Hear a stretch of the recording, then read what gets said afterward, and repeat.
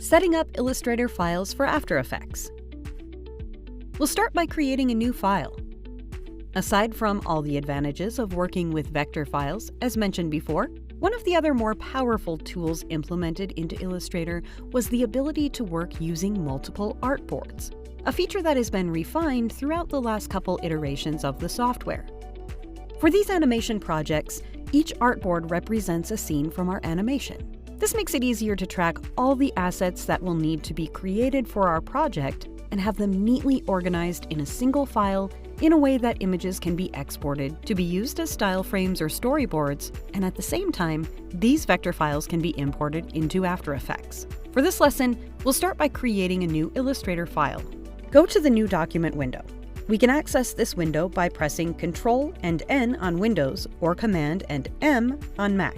Here we'll create a new document based on custom settings that we'll define. We don't use the film and video presets as they create a file with an overlay and background transparency, and it's not suitable for the work we do. Changing these preset parameters takes longer than just creating a new custom file. On our New Document window, we'll define the required values for our project, the width and height, and the number of artboards. We should always double check that our color profile is set to RGB to avoid any problems.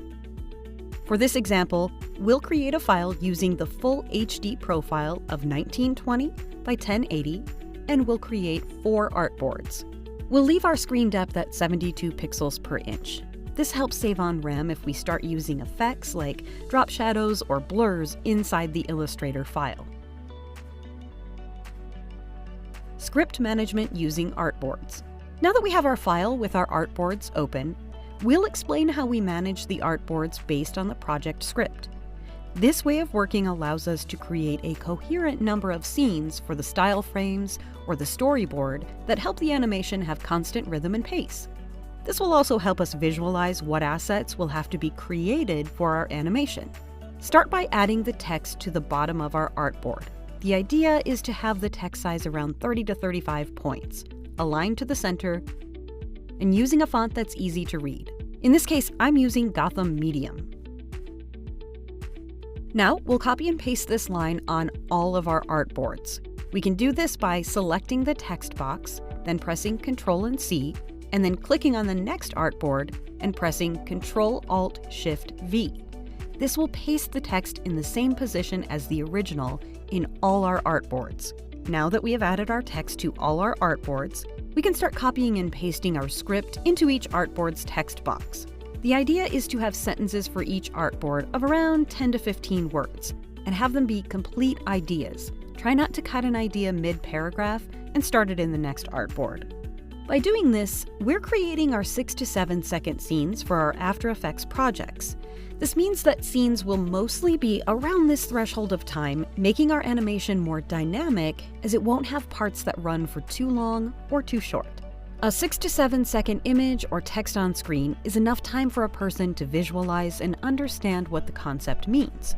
Also, once we get comfortable with this way of working, we can start knowing beforehand approximately how many illustrations or scenes we will need for a project.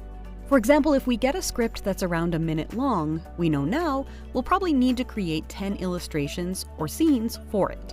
One final thing we can do to finish setting up our Illustrator file is to organize the workspace of the program. This setup is something we use as it makes it easier to work with a lot of layers for our projects, but you can use yours however you feel most comfortable. First, we need to get the Layers panel. If you don't have it visible, we can enable this by going to Window, Layers. Once we have it on screen, we can snap it to any side of our windows. In this case, I'm going to use it on the left-hand side next to the Tools panel. In our next lessons, we'll touch on how to work with artboards, layers, and how to set up our vector shapes so that we can easily export or copy and paste them into After Effects.